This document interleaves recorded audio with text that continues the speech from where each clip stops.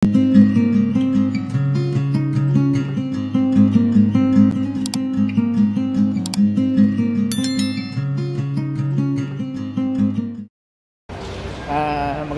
umaga po sa lahat ng aking mga minamahal na subscriber, brother and sister. Andito po kami ngayon sa Davao International Airport. Kabababa lang po namin ng aking kasama. Yun po, si Vice Chairman doon. Hindi po kami nakapag-video kanina, doon kami sa aeroplano kasi bawal. Andito po, ayan po, pakita ko sa inyo. National Airport po. Welcome to Davao City. Yan. Brother and sister, oh. Kami.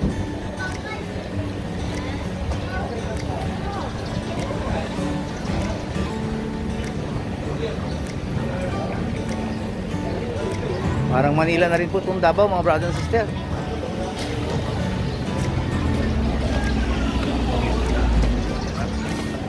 Maluwag po rito. Ito po yung airport na maluwag. Hindi pa siya crowded.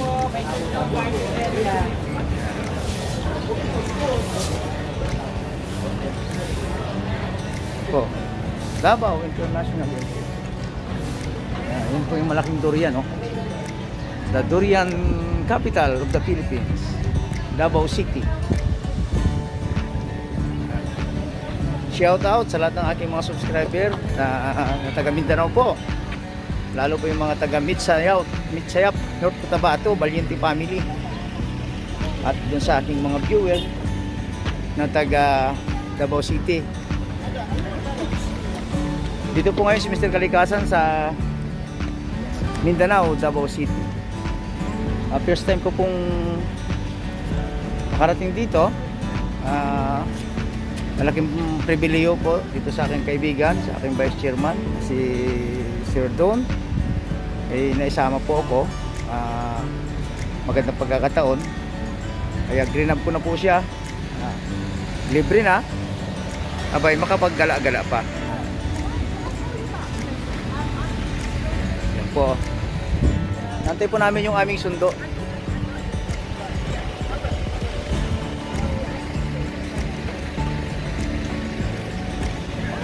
Kami brother and sister, oh. Yung aming sinakyang aeroplano, Cebu Pacific. Nag-boarding po kami kanina sa may NAIA Terminal 3. Hindi po ako nakapag-ano doon, kapag-vlog kasi madilim pa. At paalam ako doon sa mga gwardiya, bawal daw. Baka daw makita doon sa camera. Ay okay lang, ayun talaga.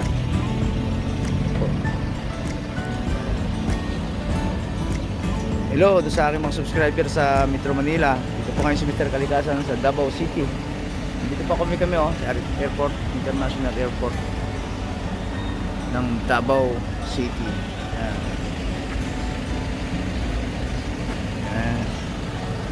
Dito po yung mga parking ng mga sasakyan.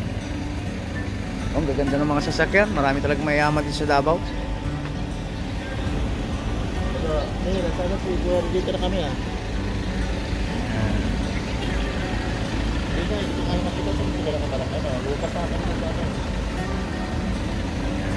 Nantay po namin yung yung aming sundo.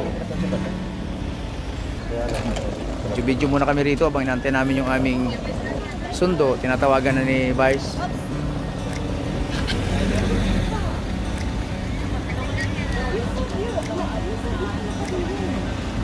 Oh, maganda city, oh. Yan, Davao City.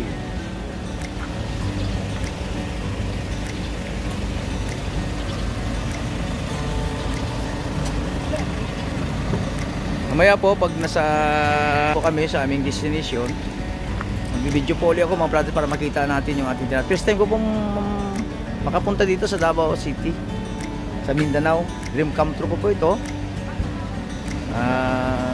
Magandang pagkakataon. Green up ko na nung niyaya ako ni Vice Chairman. Bye, magandang pagkakataon. Hello po, brother and sister. Undawin na po kami doon sa bahay ni Boss Dondon. Nasa biyahe po kami ngayon. To be exact, yung aming location, sakop po kami ng Davao del Norte, Tagum City. Yan, ayun po si Boss Dot sa likod ah. Ayan po yung aming ang tsundo sa amin. Taga dito siya, nag-grab siya. Yan. Ganda po rito mga brother and sister. Shout out sa aking mga subscriber dito sa Tagum City, Davao del Norte. Nandito po ngayon si Mr. Kalikasan sa magandang bayan at probinsya ng Davao del Norte. Ayun po ha, video ko sa inyo. Napakalawak po ng kalsada rito. Parang Inlex. Ayan, ayun po. Ayan, may mga stoplight na rin sila rito. Ayan. Kailangan tayo ng kwan yun, yung tulay. Tulay. Yung tawag yun.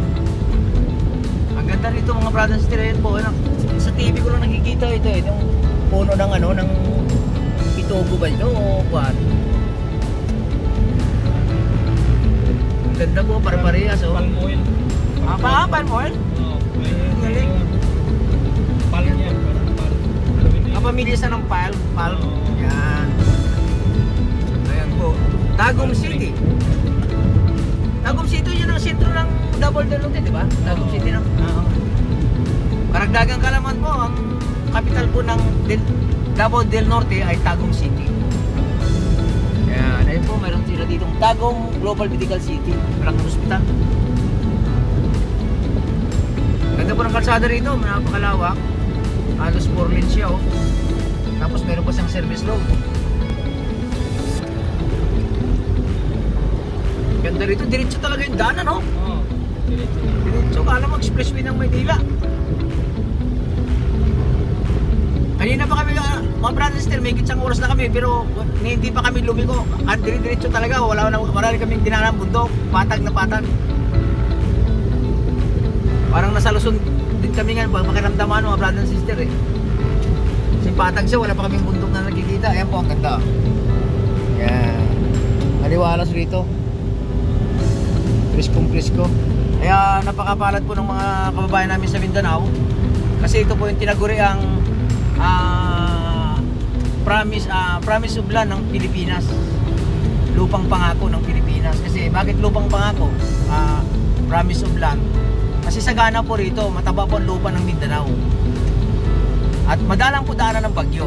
Tama kuya, di ba? Oo. Madalang ang bagyo dito mga brothers. Karagdagang kalaman po. Kaya mapalad po yung ano dito, mga nakatira dito sa Mindanao halos. Dito, maraming prutas. Yung mga prutas dito lang halos tumutubo tulad ng durian. Itanim mo itong banda sa Luzon yan, hindi naman namumunga. Ito tubo siya, pero walang bunga. Pero pag dito, mga lansunes, lalo mga lakatan na saging, saganang-sagana po dito sa Mindanao. Kaya nga laging sinasabi ng mga kabayan namin sa Mindanao, I love Mindanao. Yan. Nandito po ngayon si Mr. Kalikasan, mga brothers and sisters. Yung aking subscriber dyan sa Mitsayap, South Cotabato, South nga pala yun, no? Mitsayap, no? Oo, South Cotabato. Mga Valiente family.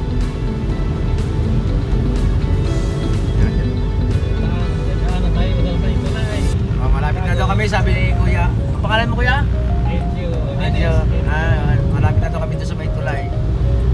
Nadaan niya daw kami sa tulay.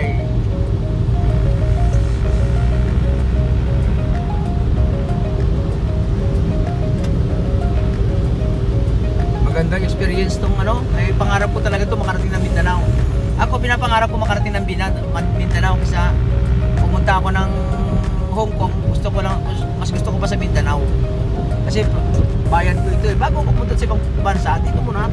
Ikutin ko muna itong bansang Pilipinas. Ay halos na ikot ko na. Luzon, Visayas, Mindanao. Nakarating ako ng Mindanao. Ayan, ate yung tulay ko yan, na sinasabi mo. Ito yung sinasabi pa na ni Kuya ng tulay oh. Parang ano siya, parang overpass kumbaga siya sa atin. Kasi mga bahay sa ilalim oh, yan oh. Oh, may Gaisano Mall. Yan ang mga sikat na mall dito, Mindanao at saka Bisaya, yung Gaisano. Yung habang ano, habang flyover pala ito. Galing. Ito Tagum City to. Tagum City. Mahaba nga oh. Hindi na pa kami, siguro more or less to, mga 1 kilometers na nga ba nito. Kulang-kulang.